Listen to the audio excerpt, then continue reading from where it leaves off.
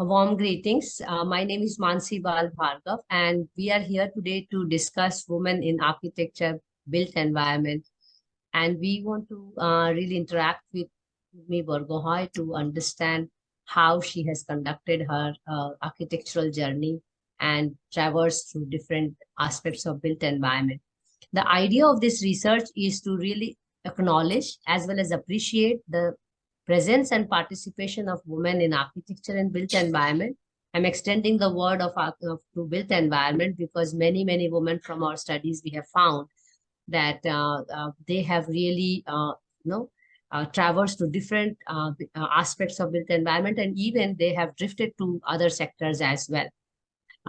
The purpose of doing this research is also to ensure that those women are really doing well. We have found that they are not, documenting and disseminating their work as well as their thoughts and ideas about the profession, about the cities and neighborhoods. And this is where we want to really chip in and complement their contribution in the profession. So the interaction is going to take place for around 40 to 50 minutes. The method is called autoethnography, which means the life of the person and our pen. And the expected outcome from this research are very simple. First of all, we are creating this YouTube series, and then we intend to make small coffee table books which can reach to every corner of the country, to every architecture office and government offices, so that people know that these are the women who are contributing in different ways in the field of built environment. So with these little introduction, let me just first thank Urmi to really find out time and also agree to it without even knowing me. And I'm sure she will enjoy this conversation. So thank you, Urmi, for trusting on this research as well as giving us time. And I hope you are fine with this live streaming as well as recording of the presentation. So once I hear from you, we can get started with our conversation. Thanks, Mansee. What an amazing initiative on your part. When you first approached me, of course, I was in the dark. I wasn't sure what this was all about. But when I looked it up, I realized the significance of the work that you are doing, and in highlighting the invisible other halves, achievements, or not even achievements, the work that they have been silently doing over a very long period of time without getting the due recognition, we should say. So kudos to you. I am excited to be part of this journey, and I hope, this little conversation adds to your research. Yeah, thank you. Thank you so much. So here starts the interaction now. I would like to bring your memory to many years ago when you were in high school, and what was going around in the house, in your head about joining architecture. How did you land up in the discipline? That was a long time ago, and I have to refresh my memory, actually. Yes, that's the idea. But it was more chance than a deliberate decision to join architecture. During my childhood, I showed promise in different areas, whether it's fine arts or STEM, math, science subjects. So I was confused. And my parents were also not those kind of very, pushy kind of helicopter parents who would want me to pursue a particular, profession. So it was a bit of sort of blundering around, I guess, after I finished my 12th. And of course, I have to thank my elder sister who got me an application form for admission in Sir J.J. College of Architecture. In those days, there were no colleges, architecture colleges in the Northeast region. So each state had a quota, and we had a separate exam to get this allocated seat. And I was on the waiting list, but the person, thankfully, or not, the person dropped out, the person had come in first. So I got a chance to study architecture. Otherwise, I would have been studying science subjects, really, and it would have been a very different career direction, I should say. Interesting, interesting. Because we all had this little knack towards art, music. Those of us who joined architecture, somehow that was kind of a little thing behind in the mind, to be able to associate with it. So when you joined architecture, and I would like to know where, uh, and also understand from you, how was your experience? First of all, being woman, but then also you are aware, and I'm also aware because I have many close friends from the Northeast, that being from Northeast itself is an additional layer of challenge being in college, with other, I should not say mainland India, but rest of the India. So how was your experience of, your bachelor's and master's, or being in the profession? Uh, my formative years, my childhood was spent in various small towns in Assam because we used to travel quite a lot. So I grew up in a place called Nagaon, a small town in Assam. And then from Guwahati, I went off to Mumbai, a city like Mumbai. And so it was a sort of a culture shock at the time. Yes. And the it took me about the first 3 years were a bit of a blur. I struggled. I did struggle to understand architecture in all its nuances. It's a We very all, vast we all. field, complex, and it's not something that you can. And there are so many niche areas because I was interested in some particular subjects. I used to love studio work. I used to love, hands-on drawing workshop. We had carpentry classes. I used to love all those, but other things sort of were lost, and so it was kind of a mix. And it took me a while to find my 2 feet and adjust in that environment.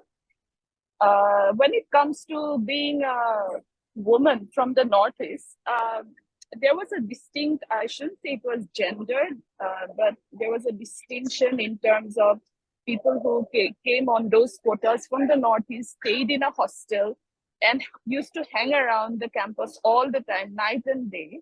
And the day scholars, the locals who used to come and leave. So there was that, but that over 5 years is a long time. So over that period of time, that those boundaries were blurred. But gender in those days did not really matter, particularly coming from the Northeast, where and my parents as well, who didn't really bring me up to think in terms of whether I'm a boy or a girl, but it was my capability, personal capacity of what I can achieve. So it really didn't occur to me to think along those lines. And even in Mumbai, it was more about coming from the Northeast rather than being a girl from the Northeast. So I didn't really feel it that much. Yeah. And also, I think in architecture education, our teachers never made us realize that, and especially, I don't know how it was in your class, especially because girls used to do exceptionally well in my class, at least. True, true. So I'm sure it was like this in your time as well. But still, I would like to know from you, while you were approaching final year, and you are going to go out in the world, and I'm sure you have got the taste of it as a trailer during your internship, and to understand what was going on in your head, what next after 5 years, how you are going to put up your life, where you are going to be, are you going to start practice, work, teach, go for higher education, what was it? And how were you mentored to take it further from there? Because in my Right. time, 90% of my classmates were preparing for going to US. Yeah, that's true. That's true. And in my case also, yes, in our class also, quite a few of them ended up going overseas right after doing their graduation to pursue further studies. But in my case, it was my thesis subject, which I picked up an urban design topic, the Yes. revitalization of a precinct, without even realizing the extent of the challenge I'd taken on. Quite naive at that time that I could, undertake all those assessments, and because it was urban design was just one, and urban planning was just one of the topics in the final Yes. year. It was not enough to actually do a comprehensive plan. So that opened up my eyes to look beyond architecture as a, just the built building. Because early on, I had, I was inspired, read Ayn Rand's Fountainhead, and Yeah. sort of set me on a path which, looking back, I thought, oh, that was so wrong. But anyway, that was what propelled me initially. But then I wanted to go beyond, that quest for knowledge. It just became bigger and bigger. I wanted to look beyond the built environment at the people who resided not just within the buildings, but also made up the surroundings, the social fabric. So after that, I thought that no, I have to, pursue further studies. But what I was planning was environmental planning, and I took 1 year to prepare for the GATE exam. Worked in a small firm in Bombay during that time, and I got through GATE and had to select the university, and SEP sort of, I don't know, it was at the forefront of my mind, and I wanted to go there. So I picked SEP, and I appeared in the entrance exam, choosing environmental planning as my chosen, priority. There were only 3 streams at the time: environmental Yes. planning, urban When and was regional, that? and housing. Year was that? It was in 2000. Okay. Yeah, so we had only 3 to choose from. But during the interview, the panelists, there were Professor Utpal Sharma and Professor um,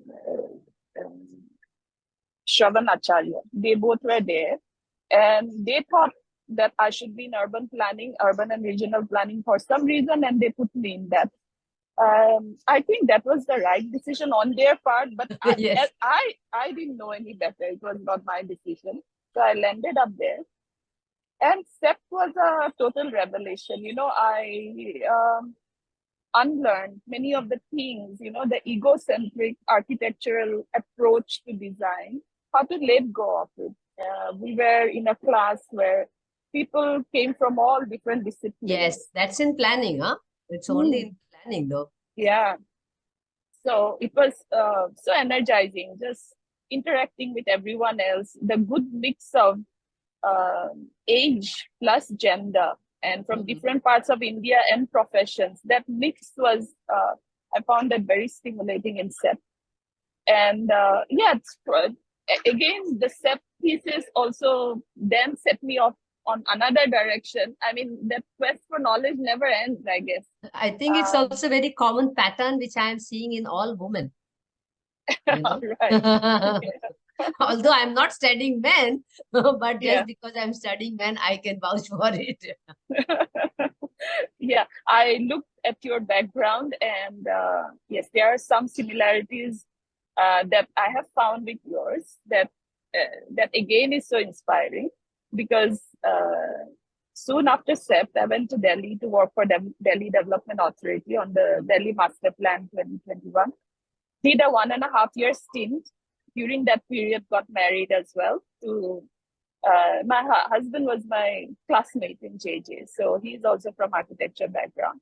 Then after that, in 2003, we decided to migrate to Australia on my father-in-law's insistence, because I guess he was seeing the struggle we were both facing. Yes, working in initial years.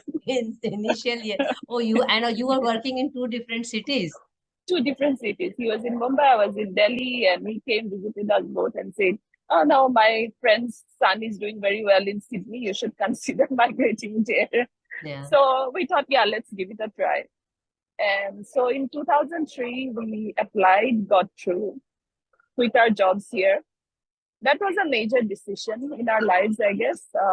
Otherwise, our career paths would have been very different.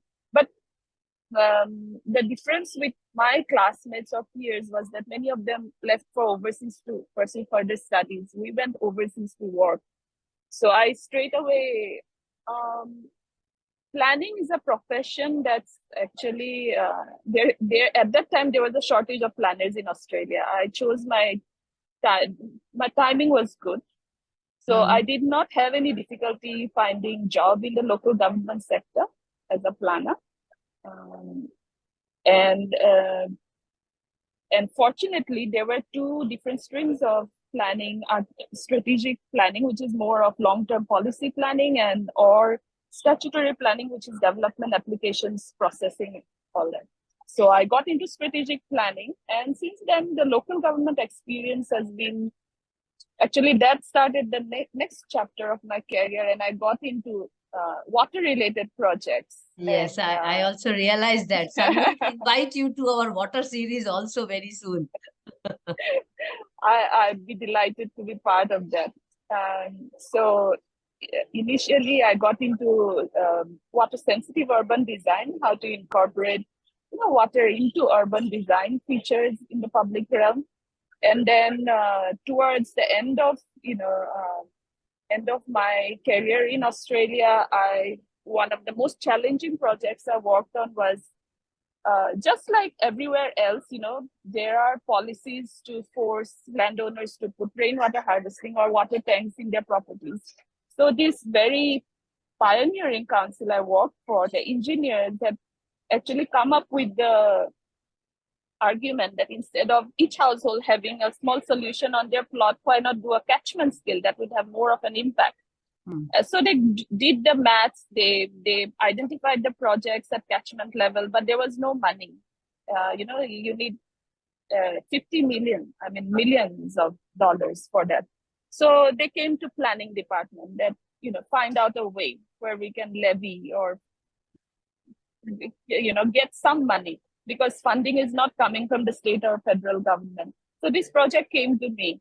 So working on developing a mechanism of people coming up with a voluntary contribution in lieu of putting a water tank, they could contribute that equivalent amount towards a catchment scale solution. And when that money is collected, adequate funds are there, then that catchment scale solution or a water garden, rain garden would be developed, constructed. So I did that. That became an award-winning policy, but I was not there to be part of the award-winning ceremony anyway. I left for the Middle East, did a short stint in Qatar. Again, actually, that was initially my husband's decision to move to Qatar, to the Middle East for his work. Then after some deliberation, I looked around if there are any planning jobs in Middle East. I found one in Qatar for the municipal government. I thought we both love traveling, so any opportunity to travel, see the world, work in a different environment. So we just jumped at it. Went there. We went back again to Australia, and then 5 years back we decided to move back again. It was my husband's actually initiative to come back to India for family reasons, and also because he had some other professional priorities. And it took me a while, about 3 years, to decide, because I was on a particular career trajectory, and I was enjoying my work in Australia, well established in my particular field with a good network of people I work with.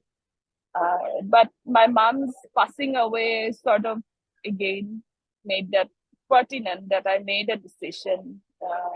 Our aging parents being far away from family. So got back to India 5 years back.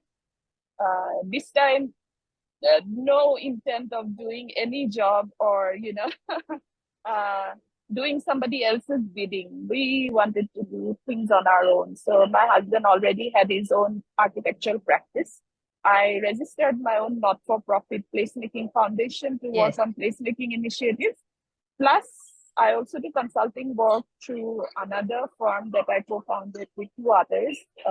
It's based in Guwahati. So I do traditional planning architecture consultancy, plus I do placemaking initiatives, which is actually my own interest. That is the core area of my interest and passion. So that's what I've been doing all these years. Right now, I'm my own boss. And that's the best thing. I think that's the best thing. Many women have really found out a way where we can start looking at life and work and find a convergence or complementarity between each other. You answered my an interesting question, which I was going to ask as life-changing moments. So I'm going to ask you a question which is a little bit personal. You may choose to take it, but also very general, because many women face this issue either at an early career or when childbirth happens, or as you mentioned, like your husband is moving to some other place, so one has to restart their life, or when the children are growing, a little bit older, they have to be sent to these colleges, schools, and everything. So how did you really uh, manage yourself and manage the whole family as well as profession, and then you had family back in India as well? uh, can you give some tips for the younger generation so that they can leapfrog some of the things? How was Urmi doing it all these years? And living abroad is not easy. It looks easy from here. Grass is always greener on the other side. How was it for you, and how do you do it now? I'm sure you have graduated to managing skills, but what kind of managing skills do you exercise to bring a balance and even keep the sanity to continue the profession? That's a big challenge for most of the women. When you read through, many women drop out from the profession, you find this problem. Mansee, I'm not sure I can just, give tips like that. I No, haven't. but how did you conduct? How did you conduct? Yes, and I'm still living the experience. I'm going Yeah, through I the can journey. imagine. Yes. Yes, we all. So yes, and I'm sure everybody, the videos, the other interviews that you have done, I have gone through some of them. Every person goes through their own personal struggles, and Yes. they have their own way of coping and some mechanism to cope with it. So in terms of my moving from country to country, first of all, when you are young, you have the energy, Yeah, you and can do it. enthusiasm. Yes, and enthusiasm. Enthusiasm, and you don't have kids, you can pack your bags and go anywhere. Have But a still, blast. changing career, It's Urmi. I mean, you had a full-fledged permanent job and then looking for new job and moving there. That also is a task. yeah, we sometimes reminisce about our move to Australia. Our initial move to Australia in 2003, we landed up there with no context, no network. We didn't know anybody in Melbourne. And just through sheer determination, we used to look up ads and apply through agencies, keep traveling. We didn't even have a car at that time, and rented cheap rentals close to public transport, so we don't have to do much commuting. So yes, we and living on pizza slices. So yes, those initial days were fun actually. But when you are young, you can afford to do that. So when we look back now, yeah, it's sort of it's more nostalgia than Nostalgia. we don't remember the pain. We remember the fun times we had. But when youth is on your side, then it's not a problem. And I'd encourage all people below 30 to just explore and just enjoy and take up any challenge. Don't say no to any opportunity that comes up. Just go for it. Because later on, when responsibilities come up and you have to consider lots of priorities before you make any decision, then it life becomes a bit tedious. Like after returning to India 5 years back, now I I have my twins, and being a mature mom Beautiful is looking it's girls. they're 4.5 years old now, and so it's quite a handful. And one of them is autistic, so that has added another layer of complexity. But I actually welcome it as as a gift, because Kai, my boy who's autistic, he has taught me and my husband how to be better parents. Yes. Parenting is not something that I don't think everybody should be parents. you need a course, you need some Yeah, training for definitely. that We actually. actually don't get this, We don't. mentorship, which is Yeah, quite surprising. I mean, I chose not to have kids, but I always feel when I look at friends, there has to be proper training for it, so that people are exactly. prepared. Yeah, and they teach you, the kids teach you so many things. They Yes. open up new vistas, new experiences that you never thought you would, At this point in life, we thought we have seen life, we know what everything is all about, all questions answered, but it's not the case. There are so many things you still don't know. So in terms of tips you ask, so it's more about keeping an open mind, embrace each day as it comes. I'm still learning, still challenging myself, and my quest for knowledge is still not, my first chapter in India up to 2023 was the traditional urban planning architecture background. I probably would have continued in the public sector in India if I would have stayed back. Then moving to Australia opened up a whole new arena. As I rose up, my seniority levels went up. I got to expand my expertise in other areas like integrated water management, climate change, sustainability. So those kind of opportunities, sometimes we set limits on ourselves, that being an architect and an urban planner, you have to do these things, but it is not that. Everything is interconnected.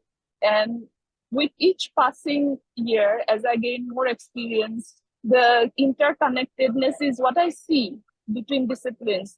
Now, when somebody asks me, what is your profession? I struggle to put it in a nutshell. Same, Because I face the same problem, Many of my friends don't even know that I have architecture background. So that makes it interesting. That makes it more interesting. Yeah.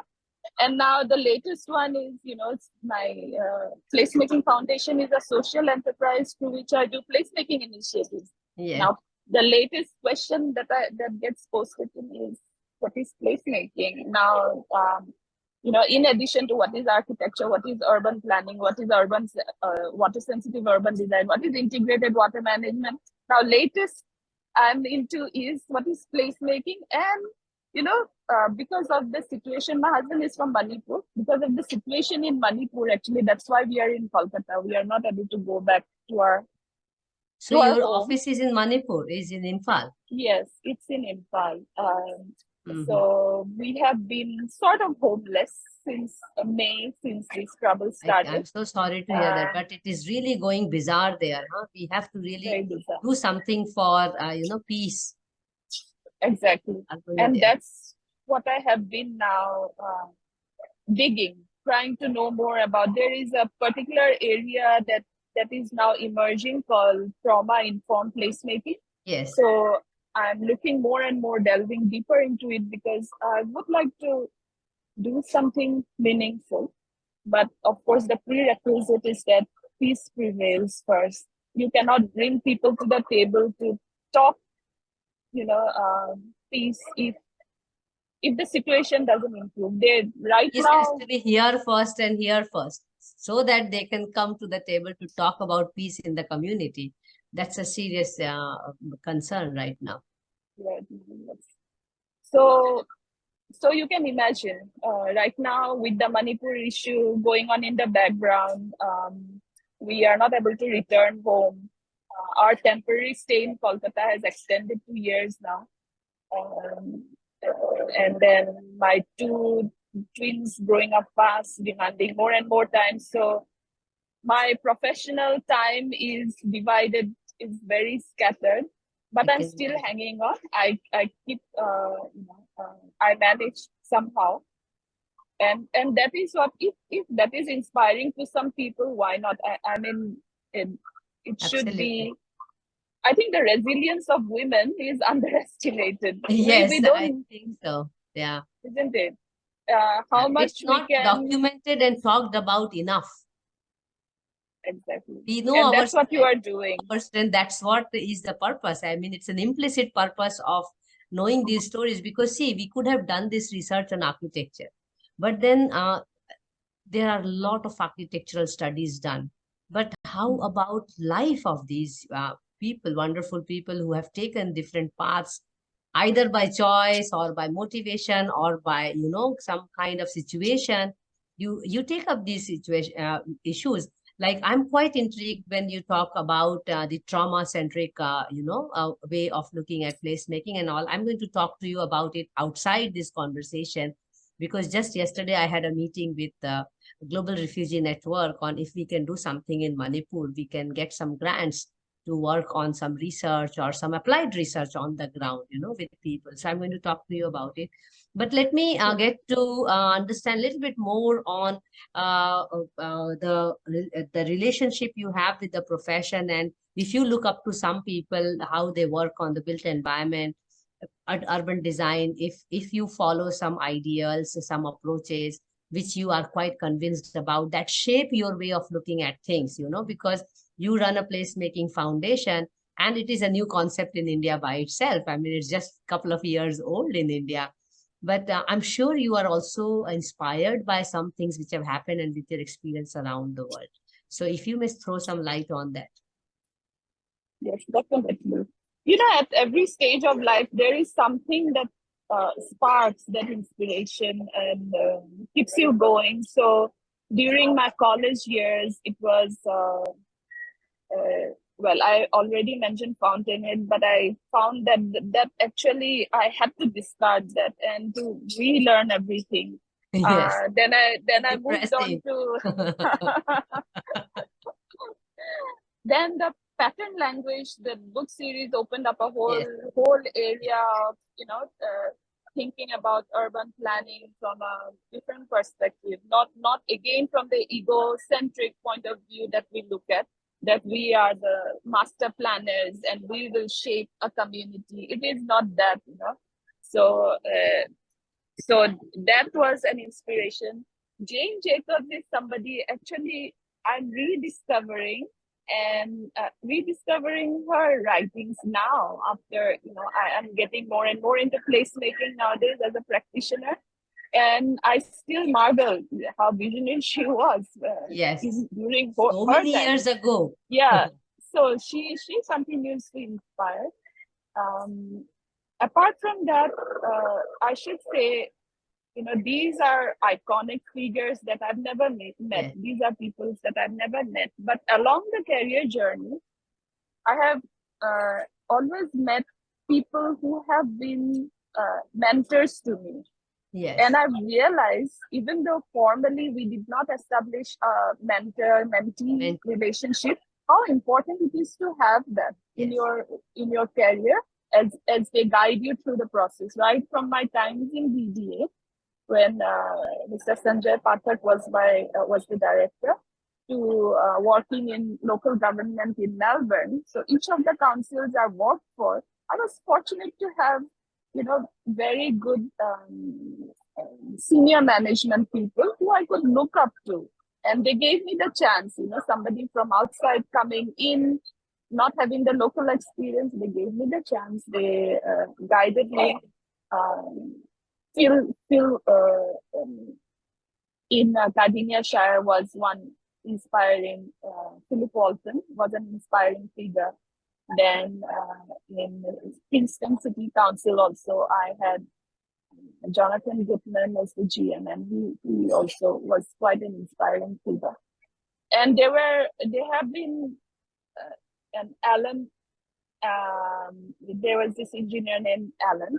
He's still there, and he's the one who got me into water. And when you meet somebody who's so enthusiastic about his work, like Alan West, you also, it's infectious.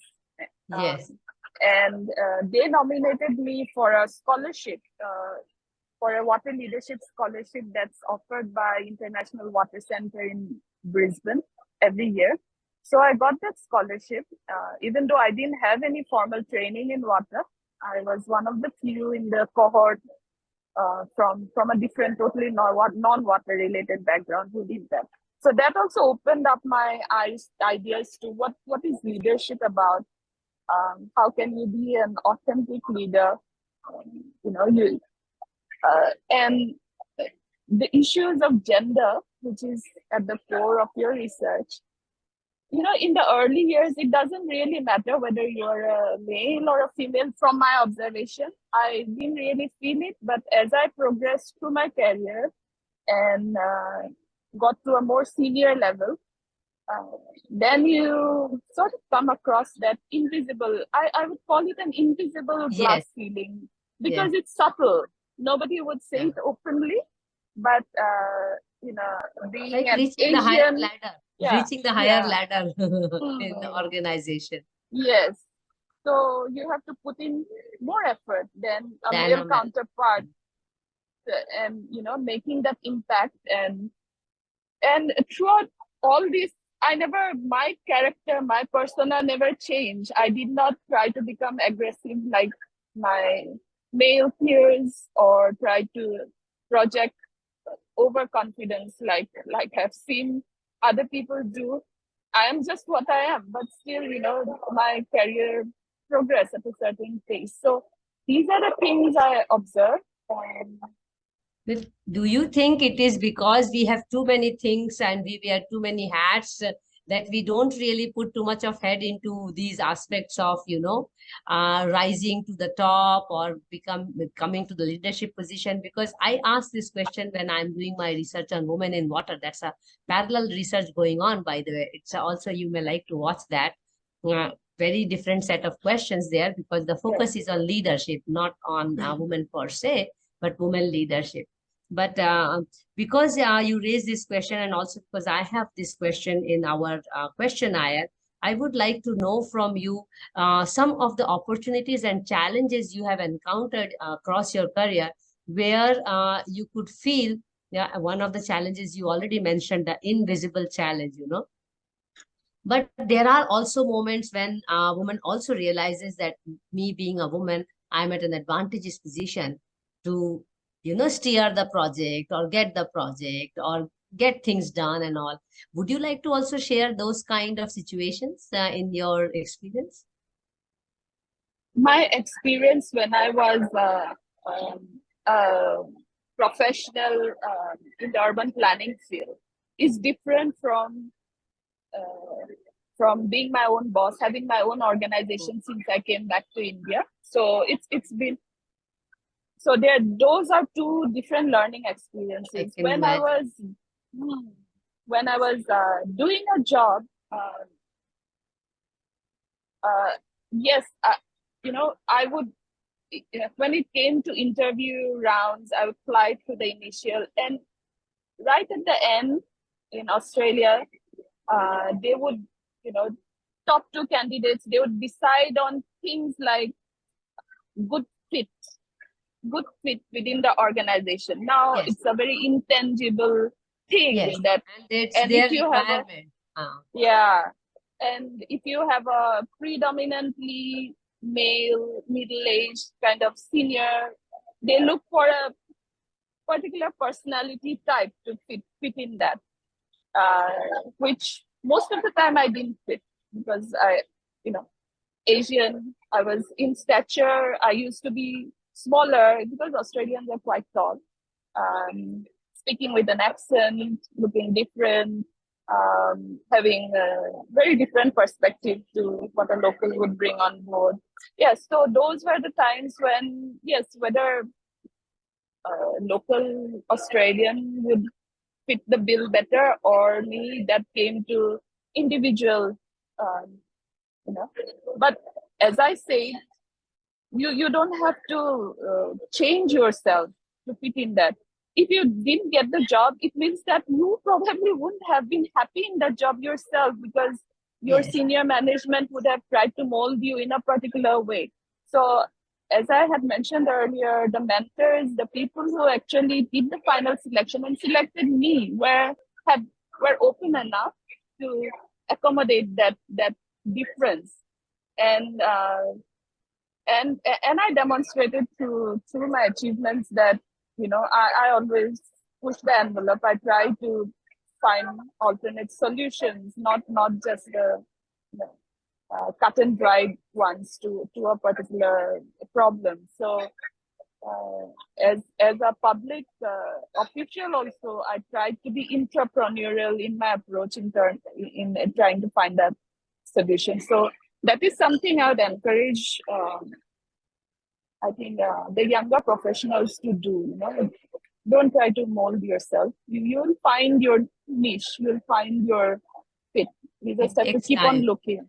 And another thing, the leadership course that I did actually taught me was that never hesitate to put your hand up when an opportunity comes up. Women, it seems, irrespective of whether they're from a developing or developed world, they hesitate, even if it's a fraction of a second. And that opportunity is gone. You just have to put your hand up. I Yeah, think it also comes with, as we have discussed, the many hats we wear. We are always thinking, we are on self-doubt that whether I can take this extra responsibility. I have these things to do. I have the yeah, house to manage. All these things, play a role. And I have yeah, also realized through studies that rising to a ladder or making yourself visible itself is not really the priority of women. And yeah, when I started doing this research, I realized the fact that women don't see it as important task also contributes to the lack of presence and acknowledgement by the society, because we are not doing enough effort to document our own work, to make our own voice heard to others, exactly, because we are too exactly. busy in our everyday detailed Mm, lives, and that's a mm, learning for me as well. But when you mm. mentioned this, I also realized about, picking somebody in the organization, because now you're running your own organization.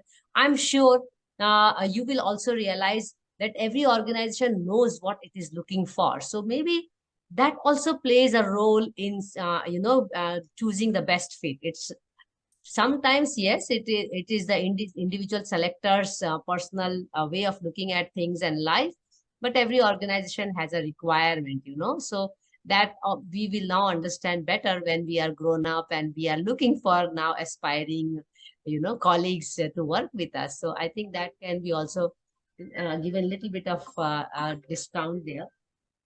So let me reach out to my next question here.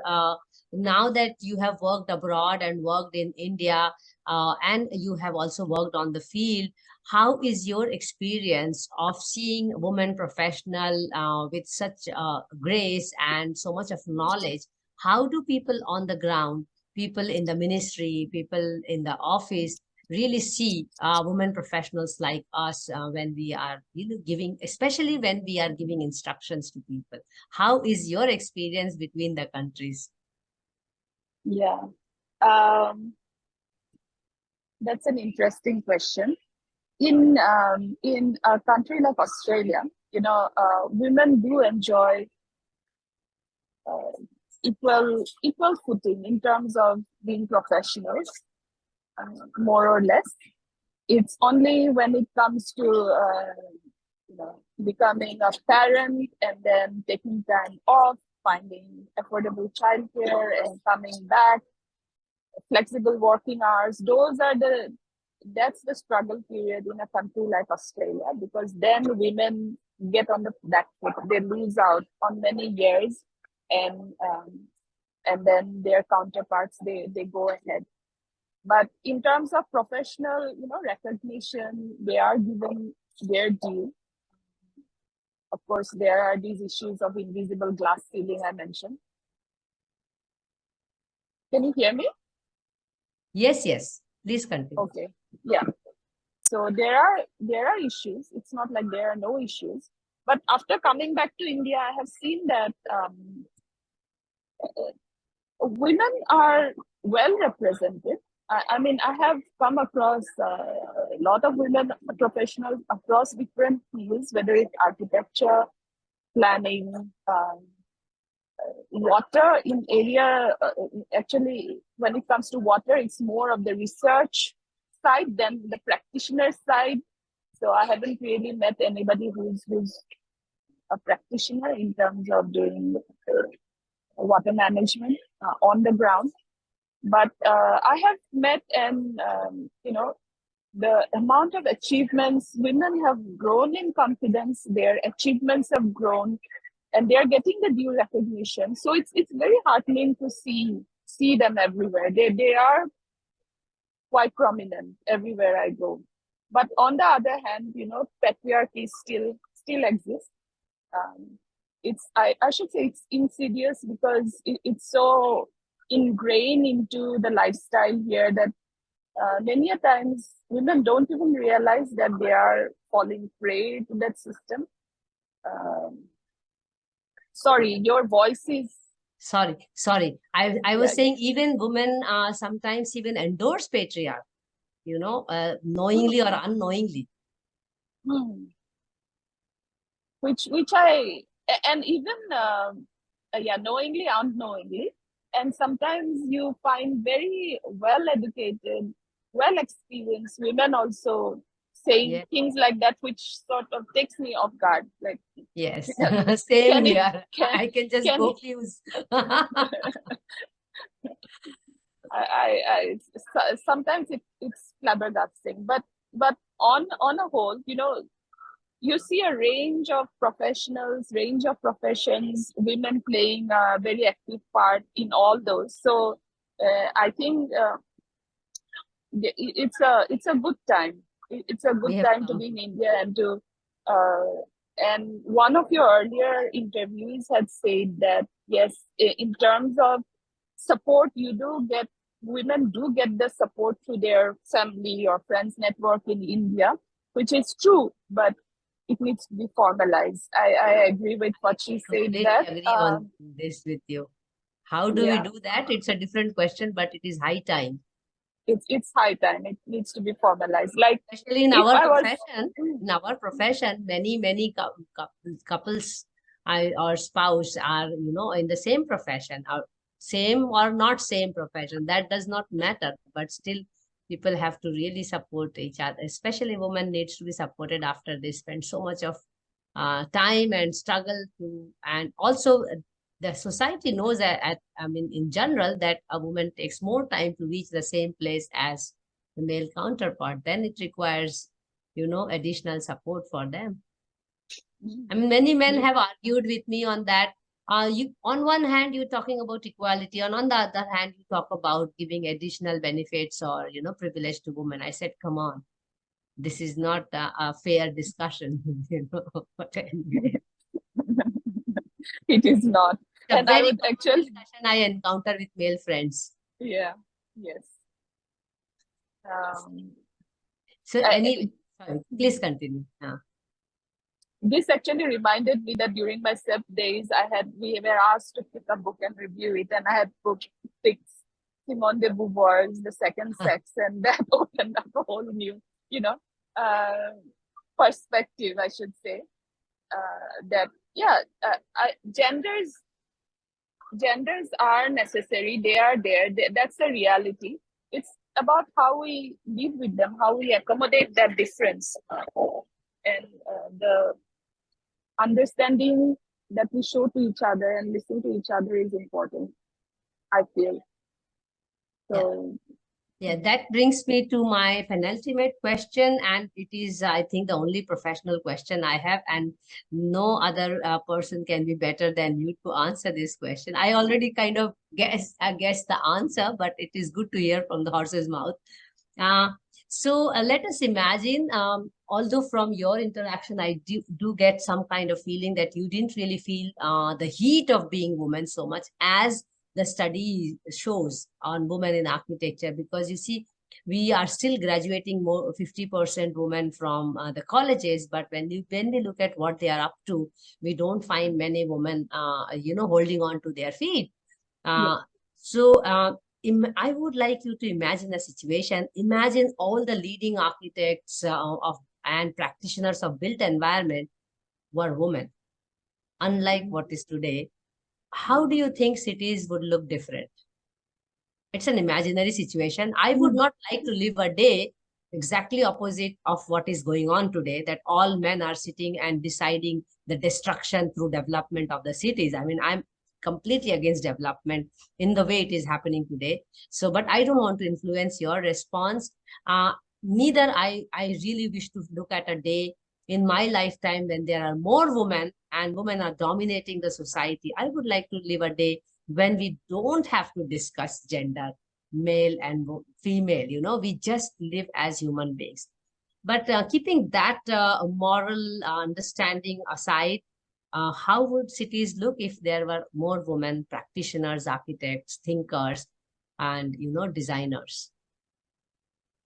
Yeah, Mansi, I also dream of the day when all these distinctions, all these, discriminations would not exist anymore. And I am in the process of building up a coalition of uh, practice so that irrespective of gender, age, abilities, people who are like-minded can come together to co-create a place. That is my, the direction that I'm heading in. But in today's, it's undeniably that distinction is there, that discrimination happens. So that's why this question, when you ask in today's context in India, yes, you would have a different approach if a city is to be designed by men or by women. And I think just purely from an urban planning perspective, when we do origin destination, those kind of modeling and trip generation, what is found is that women are the ones who do the short distance trips at more frequent intervals throughout the day at juggling their family, work, personal, all their needs. So they have to do multiple trips throughout the day. So ideal city for me, from a very technical perspective, would be the concept of the 15-minute city in the Walkable real city. sense. Yeah. So that we can just dash to the grocery store, we can dash to the pharmacy, we can dash to the school, back home to pick up something, and a Zoom meeting like this fit it in somehow over a cup of coffee.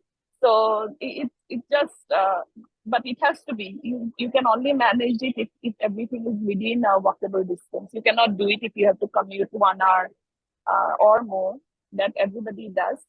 But on a more personal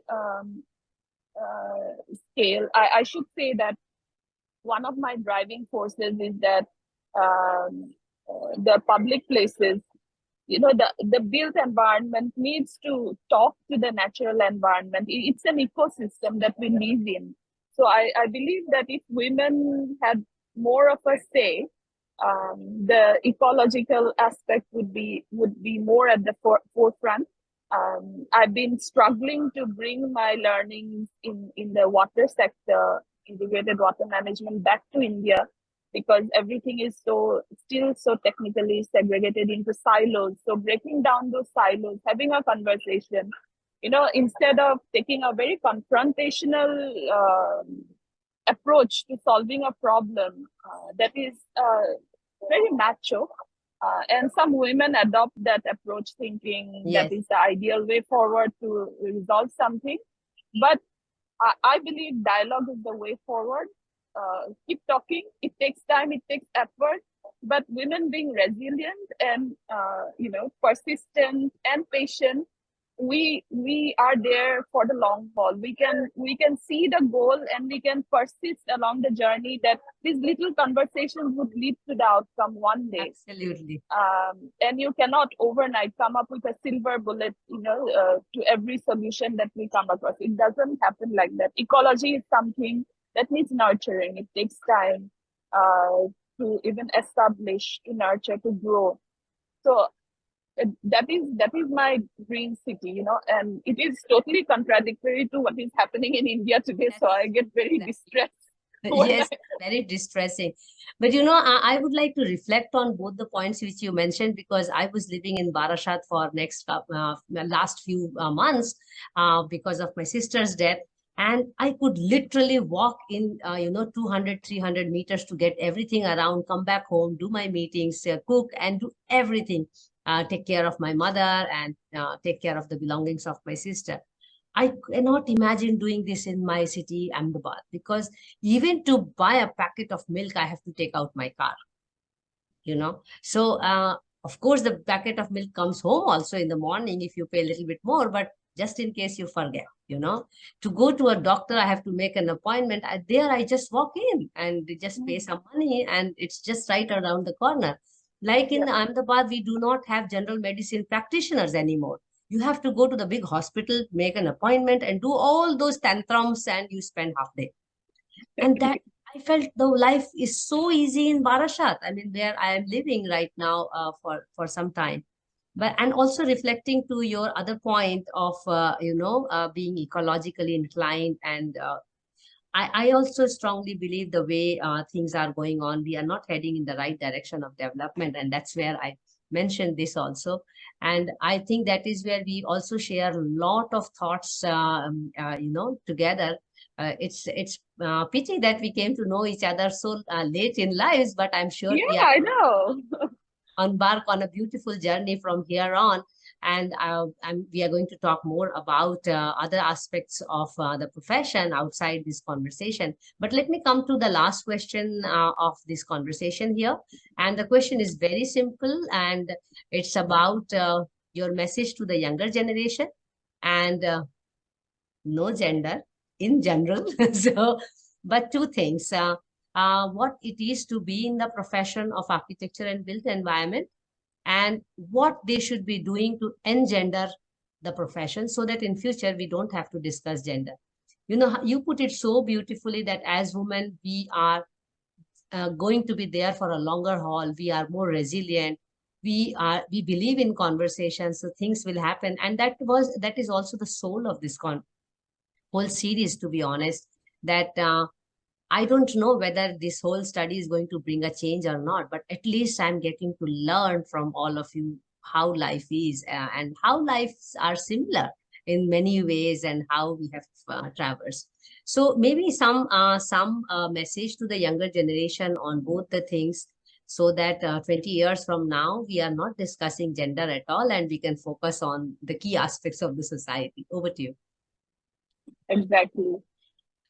I had mentioned this before. I don't think the younger generation should compartmentalize themselves into, a particular technical area, even though I realize that things are getting more and more specialized every day, but don't lose sight of the bigger picture. Everything is interconnected. You never know, but if you open your eyes and ears, you never know what connections you might find, and which would enrich your own area of expertise. Every little knowledge from an interconnected area enriches your knowledge. So keep your eyes and ears open. Be open to opportunities. Be authentic about yourself. Don't, I'd say that don't try to be somebody you are not.